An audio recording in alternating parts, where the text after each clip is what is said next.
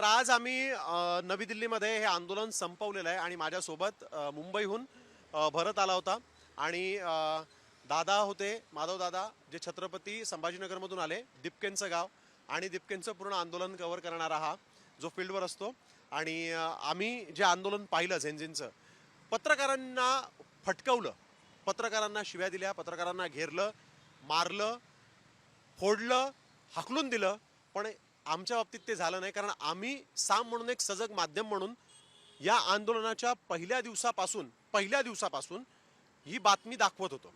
कुठेही अभिनिवेश नव्हता खोटेपणाचा किंवा कुठेही सत्य दडपण्याचा प्रयत्न नव्हता आणि हेच आज आम्ही केलं. आज आमची ऑफिसमधले जे लोक असतील ते किंवा मुंबईमधले जे पत्रकार आहेत तेही, पण आज दिल्लीमध्ये आम्ही आलो त्याच्यामुळे या दोघांसोबत बोलायला मिळतंय.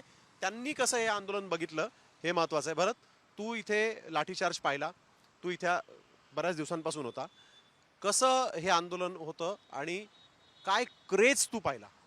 स्नेहल, तुला एक सांगू इमानदारीने, ह्या सगळ्या आंदोलनामध्ये मला एक गोष्ट चांगली जाणवली. ती म्हणजे प्रत्येक ठिकाणी गेल्यानंतर आंदोलनाची अण्णा आंदोलनासोबत तुलना केली जायची. माध्यमांमध्ये ती तुलना झाली, प्रत्येकजण विश्लेषक तीच तुलना करायचे. पण एक गोष्ट या ठिकाणी होती, ज्यांची प्रचंड क्रिएटिव्ह. या झेंझिननी जे 15-16 वर्ष यांनी अण्णांचं आंदोलनच बघितलं नव्हतं, कारण त्यांच्या आधी झालं होतं, पण तरी पण ते आंदोलनाला यशस्वी करून गेले. कारण की अण्णा आंदोलनापेक्षा प्रचंड वेगळं आंदोलन होतं. लोक अण्णा आंदोलनासोबत याची तुलना करत असतील, पण मला असं वाटतं की ते आंदोलन वेगळं होतं, हे आंदोलन वेगळं आहे. त्या आंदोलनाला माध्यमं प्रचंड मोठ्या प्रमाणावर प्रतिसाद देत होती. आता सामसारखी आपल्यासारखी खूप कमी माध्यमं होती की, आणि इंडिपेंडंट मीडिया या आंदोलनामध्ये मला जाणवला की तो मोठ्या प्रमाणावर हे सगळं कव्हर करायचा. आणि त्यातून हे आंदोलन जन आंदोलन झालं आणि अखेर आज धर्मेंद्र प्रधानांना राजीनामा द्यावा लागला. इथे भरत म्हणाला की इथे इंडिपेंडंट मीडिया मोठ्या प्रमाणात होता. यूट्यूब चॅनल्सचे यूट्यूब स्टार होते, सगळे यूट्यूबर्स होते, रील स्टार होते, त्यांनी सगळ्यांनी हे आंदोलन केलं. आपण जेव्हा बूम घेऊन जातो तेव्हा भीती वाटत होती की हे आपल्याला घेरतील करतील. कसं बघता, कारण तुम्ही तर त्या अभिजितच्या गावातूनच आला होतात. अभिजित बद्दल तुम्हाला काय वेगळं माहिती आहे की जे या लोकांना माहीत नाहीये, तेही सांगा आणि अनुभव कसा? नाही नाही, एक तर गोष्ट अशी आहे की मी आज 6वा दिवस आहे इथे. तर या 6 दिवसामध्ये एंट्रीपासून ते आतापर्यंत हा बूम घेऊन जाताना मला भीती वाटली नाही. कारण काय माहिती आहे का, आपण इतके आश्वासक आहोत ना, समोरच्या प्रत्येक तरुणांना आम्ही सांगत होतो की आम्ही दाखवतो आणि ते रिप्लाय द्यायचे. हिंदीवाला माणूस, तेलुगूवाला, कन्नडवाला, त्यांना मराठी मीडियाबद्दल, विशेषतः साम टी व्हीबद्दल, हे त्याला साम आहे क्या, अरे म्हणजे इतकी, त्यामुळं मला भीती वाटत नव्हती. एक दुसऱ्या माध्यमांच्या पत्रकारांचे वेगळे अनुभव असतील, पण माझ्यासाठी एक समृद्ध अनुभव होता दिल्लीतल्या या रिपोर्टिंगचा, या जंतर मंतरवरच्या आंदोलनाचा. सपोर्ट करायचे. मी मागच्या लाईव्हमध्ये सांगत होतो की आम्हाला पाणी द्यायचे, औषध गोळ्या द्यायचे, कारण हवामान बदलामुळे बऱ्याच गोष्टी शरीरावर जाणवल्या होत्या. ORS, औषध, पाणी, गोळ्या खाण्यासाठी द्यायचे, हे सगळं करायचे. हा एक भाग. आता दुसरा विषय असा आहे की जो दिपके आहे, अभिजितच्या गावचा मी आहे. अभिजित मुळात त्याच्या कौटुंबिक परिस्थिती अत्यंत सामान्य कुटुंबातला, घरातला आहे आणि तो सगळ्यांशी सन्मानानं वागणूक देणारा आणि प्रेमभावपूर्वक बोलणारा माणूस आहे. आणि सगळ्यात महत्त्वाचं म्हणजे, मी महाराष्ट्राला पुन्हा एकदा सांगतो, अभिजित दिपके जेव्हा झुरळ जनता पार्टी म्हणजे कॉक्रोच जनता पार्टीची स्थापना केली, त्याची चर्चा सुरू झाली, त्याची पहिली मुलाखत साम टी व्हीनं दाखवली आणि ती साम टी व्हीवर दाखवण्यामागेसाठी मी मेहनत घेतली होती आणि त्याला हे माहीत होतं. त्यामुळे माझं त्याचं रिलेशन आहे. आज दुपारी हे निर्णय होण्या अगोदर साम टी व्हीला त्याने एक्सक्लुझिव्ह मुलाखत दिली. काल ही साम टी व्हीलाच म्हणजे मी ती घेतली. मी तुला म्हणालो होतो की तू पण करशील, पण तू दुसऱ्या सगळ्या शोमध्ये होता, पण त्यांनी आपल्याला सपोर्ट केलेला आहे. आणि सपोर्ट करण्यामागचं कारणच असं आहे की आपण पत्रकारितेचं पावित्र्य आहे ते जपून ते काम केलंय, प्रामाणिकता आपण दाखवली आणि म्हणून आपला रेस्पॉन्स मिळाला. मला इथे सांगायचं आहे की सपोर्ट केला आहे म्हणजे त्याच्या बातम्या ज्या आहेत त्या आम्ही दाखवल्या, त्याच्या बातम्या कापून इतर बातम्यांना महत्त्व दिलं, अशातलाही भाग नाही केला किंवा इतर बातम्या पण नाही दाखवल्या, तटस्थपणे आम्ही पत्रकारिता केली. हे खूप महत्त्वाचं होतं आणि म्हणूनच त्या झेंझिननी आम्हाला ना तिथे ॲक्सेस दिला, अभिजितच्या डीपर्यंत जाऊ शकलो. बरं, मला स्नेहिल एक माझा अनुभव थोडासा वेगळा आहे. ज्यावेळेस मी लोकांमध्ये जायचो, एखादा टपोरीगिरी करणारा विचारायचा की तुम्ही गोदी मीडिया आहात का, त्याला माहीत नसत. पण ज्यावेळेस मी माझा WKT चौपाल जे काही सगळ्या गोष्टी त्यांचे एलिमेंट पूर्ण करायचो ना, त्यावेळेस सगळी माझ्या आजूबाजूची लोक, म्हणजे मला मी दररोज किमान 3 ते 4 वेळेस या सगळ्या जेन्झीनी माझ्यासाठी टाळ्या वाजवल्यात आणि हा अनुभव मला प्रचंड भयंकर असा एकदम आनंददायी वाटत होतं. कारण की याच्यामध्ये सगळ्यात डेंजर काय गोष्ट होती माहिती आहे का, हे आंदोलन कव्हर करताना शारीरिक इतकी त्रास झाला, सगळ्यांना झालेला आहे खरं सांगतो. कारण काय, ती डी जे केलं होतं ना, व्यासपीठ जे केलं होतं, त्या व्यासपीठामध्ये जाण्यासाठी म्हणजे एखाद्या सर्कशीमध्ये आपण काहीतरी कसरत करतो तसं. त्याच्यामुळे ना अभिजित, जर कधी तू आमचा किंवा कॉक्रोच जनता पार्टीचे कोणताही कार्यकर्ता जर कधी तुम्ही हे बघत असाल ना, तर प्लीज बघा. आणि याच्या पुढे एकतर तिकडे सरकारने ते जॅमर लावलं होतं, त्याच्यामुळे नेट मिळत नव्हतं, त्यामुळे आम्हाला त्या डी मध्ये जायला फार त्रास होत होता.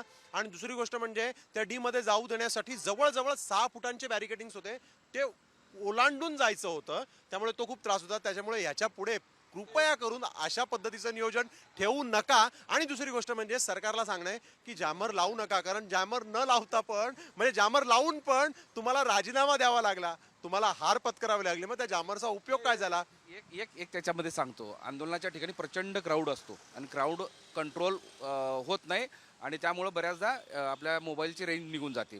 पण काही आयोजक, आता कुठल्याही मोठ्या ठिकाणी असं जर आंदोलन होत असेल तर माझा एक पत्रकार म्हणून सगळ्यांना सल्ला आहे, एवढ्या वर्षाचा अनुभव, की किमान असं एवढ्या मोठ्या संख्येने लोक येत असतील तर तिथं जामर वगैरे असेल नसेल, संख्या जास्त झाली की तिथं जाम होतो मोबाईल, तर त्यासाठी एखादी केबल टाकावं. पण ते आपण सांगूयात. पण सगळ्यात इंटरेस्टिंग गोष्ट सांगतो तुम्हाला, आमची सगळ्या पत्रकारांची कहाणी काय झाली सांगतो तुम्हाला. त्या जंतर मंतरवर सगळ्या गोष्टी कव्हर करायच्या, म्हणजे सगळं कव्हर करायचं, मग काही मोबाईलवर शूट करायचं आम्ही, काही कॅमेरात शूट करायचं, आणि मग ते आपल्याकडे आलं पटकन आलं की मग ते तिकडे महाराष्ट्र सदनला जायचं. मग ते ॲटो मिळाला ॲटोमध्ये जायचं, बस मिळाली बसमध्ये, आपली गाडीला बोलवायचं, ड्रायव्हरला फोन करायचं, त्याला घ्यायचं, तिथं जायचं, तिथं फीड पाठवायचं, परत तिथून पळत पळत तिकडे जायचं. अरे म्हणजे असं झालं होतं की तिथं काहीतरी करायचं आणि दुसरीकडे जाऊन पाठवायचं, तिथून परत यायचं, तिकडे कव्हर करायचं. म्हणजे म्हणजे जवळजवळ 2-2 किलोमीटरना आम्ही फास्ट पळत होतो, त्यामुळे अजिबात जिमला बिमला जायची गरज नाही पडली, अजिबात डाएट बेट सगळं सोडून आलो आणि या ठिकाणी धावपळ. मला तुला विचारायचं आहे, हे दोघं तुम्ही हे दोघं हे मुंबईतले आहेत, म्हणजे हा माणूस तर तुम्ही सगळ्या लोकांनी पाहता की हा अँकरिंग करतो, स्टुडिओमध्ये बसतो, मस्त थंड हवा घेतो, आम्हाला काय गरम थंड सगळं चालतं. पण हे जे रात्रभर जागायचं, दिवसभर पुन्हा पळायचं, याचा तुझा अनुभव कसा आहे अँकरचा? नाही नाही, अनुभव म्हणजे कसं आहे ना, की हे बघा, एक गोष्ट लक्षात घ्या, आम्ही जेव्हा अँकरिंग करतो ना, त्यावेळेस तिकडे तुम्ही घाम पुसत जेव्हा आम्हाला लाईव्ह देता, तेव्हा तुमच्या वेदना कळतात, बरोबर, महाराष्ट्राच्या वेदना कळतात, म्हणून त्या बातम्या उत्स्फूर्तपणे आतून येतात. त्यामुळे हा अनुभव जो आहे तो समृद्ध करणार आहे का, तर 100% अशी आंदोलनं होतात का रे. 15 वर्ष लागली देशात असं आंदोलन उभं राहायला, आणि ते पण जेनझींनी केलं, ज्याला चेहरा नाही, जात नाही, धर्म नाही, पंथ नाही, पक्ष नाही, काहीच नसून पण हे आंदोलन कव्हर करायला नो डाऊट म्हणजे मला ही संधी मिळाली, खामटा निघाला. मी म्हटलं ना तू इकडे हा माणूस आता आहेच गप्पा रंगल्यात म्हणून सांगतो. हा माणूस ना माझ्या समोर 5-6 दिवस तर झोपलाच नाही. याला म्हणलो आता झोप र, असं नको करू. आणि एक महत्वाची गोष्ट, याला ताप होता. आता तब्येत कशी आहे? आता ठीक आहे. आवाज आम्ही जेवढं आता रिलॅक्स बोलतोय ना, तेवढं या 4 दिवसात आम्हाला एकमेकांची काळजी करायला, विचारायला पण वेळ नव्हता. स्नेहल, इमानदारीने सांगतो, आंदोलकांचा सरकार आवाज दाबत होतं, माझा बोलून बोलून आवाज दाबला गेलाय, त्यामुळे मला बोलता येणार आता.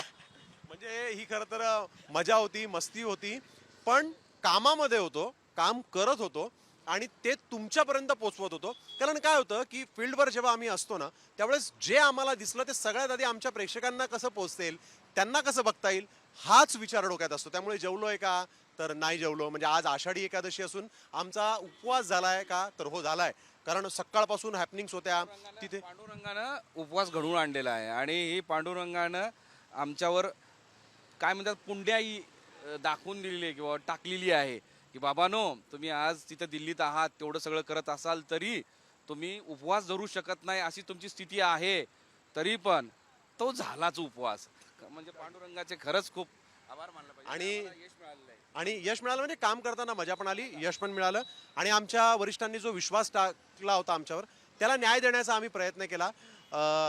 पण झालं, म्हणजे हे आंदोलन यशस्वी झालं. आणि प्रत्येक पत्रकाराची जे पत्रकार मला बघत असतील त्यांना पण प्रत्येकाची एक इच्छा असते की दिल्लीत यावं, इंडिया गेटच्या समोर येऊन तुम्ही एखादं बातमीपत्र वाचावं ॲज अ अँकर म्हणून, किंवा तुम्ही रिपोर्टिंग करावी, ही प्रत्येक पत्रकाराची इच्छा असते, ती आज पूर्ण झाली. कॉक्रोच जनता पार्टीचं आंदोलन या झेंझीला प्रचंड शुभेच्छा. तुम्ही एक अशी घटना घडवून दाखवलेली आहे 15 वर्षानंतर, ज्याला चेहरा नव्हता तरी देखील तुमच्या एकजुटीमुळे आज हा मोठा विजय, हे मोठं यश तुमच्या पदरी आलेलं आहे. नक्कीच नक्कीच.